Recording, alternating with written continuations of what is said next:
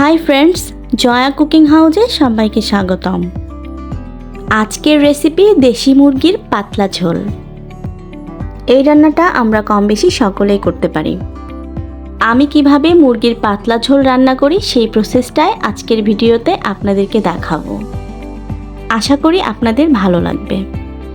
আমি এখানে দেশি মুরগি নিয়েছি 700 গ্রাম। মাংসটা আমি কেটে পরিষ্কার করে নিয়েছি। মাংসটাতে দিয়ে দেব 2 চা চামচ জিরা বাটা, দেব রসুন বাটা 2 চা চামচ, দিয়ে দেব আদা বাটা 2 চা চামচ, মরিচ বাটা 2 চা চামচ। এরপরে মাংসটাতে দিয়ে দেব স্বাদমতো লবণ। আমি এখানে দিয়েছি 2 চামচ লবণ। দিয়ে দেব 1 চা চামচ হলুদ। এ পর্যায়ে দিয়ে দেব পেঁয়াজ কুচি।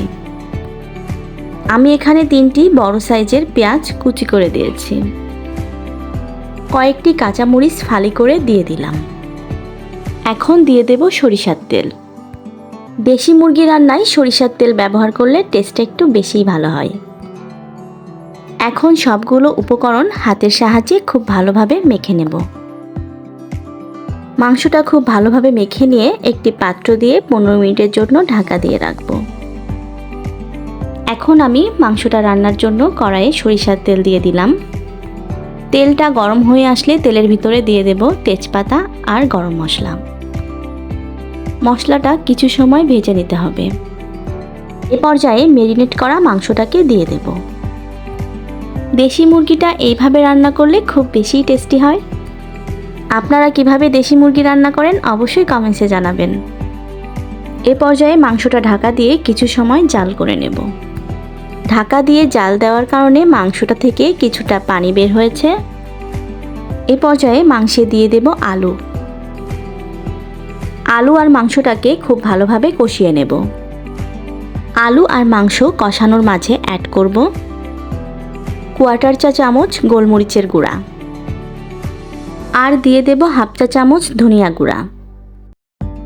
এই 2টা মশলা ব্যবহারে মাংসটাতে দারুণ একটা ফ্লেভার আসবে। মাংসটা আরও কিছুক্ষণ কষিয়ে আমি এখানে অ্যাড করব পরিমাপ মতো পানি। যেহেতু মাংসটা পাতলা ঝোল করব, এই জন্য পানিটা একটু বেশি দিতে হবে। আমি এখানে 3 কাপ পরিমাপ পানি দিয়েছি। এখন মাংসটা জাল করার জন্য ঢেকে দেব। অনেকে হয়তো ভেবে থাকেন মুরগির মাংসের পাতলা ঝোল করলে হয়তো খেতে ভালো হয় না। তাদের উদ্দেশ্যে বলছি, একবার মুরগির মাংস পাতলা ঝোল করেই দেখুন, এর স্বাদ কখনোই ভুলতে পারবেন না। মাংসটা সিদ্ধ হয়ে এসেছে আর ঝোলটাও অনেকটা কমে এসেছে।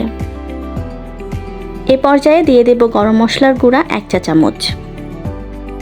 এই ভাজা গরম মশলার গুঁড়াটা ব্যবহারে মাংস থেকে খুব ভালো একটা স্মেল আসে আর খেতেও খুব বেশি ভালো লাগে। মাংস রান্নাটা হয়ে গিয়েছে, এখন আমি এটা নামিয়ে নেব। রেডি হয়ে গেল আজকের রান্না দেশি মুরগির পাতলা ঝোল। এভাবে দেশি মুরগি রান্না করলে এতটা মজা হয় যে বারবার খেতে মন চায়। আপনারা দেখেই বুঝতে পারছেন এটা কতটা লোভনীয় হয়েছে। মাংসটা খাওয়ার সময় দৃশ্যটা দেখার মতো ছিল। সবাই চেটে পুটে অনেক মজা করে খেয়েছে। এরকম মুরগির পাতলা ঝোল থাকলে 1 প্লেট ভাত অনায়াসেই খেয়ে নেওয়া যায়। আজকের ভিডিওটি যদি আপনাদের ভালো লেগে থাকে তাহলে অবশ্যই আমার চ্যানেলটিকে সাবস্ক্রাইব করে দেবেন। সবাই ভালো থাকবেন। আজ এ পর্যন্তই।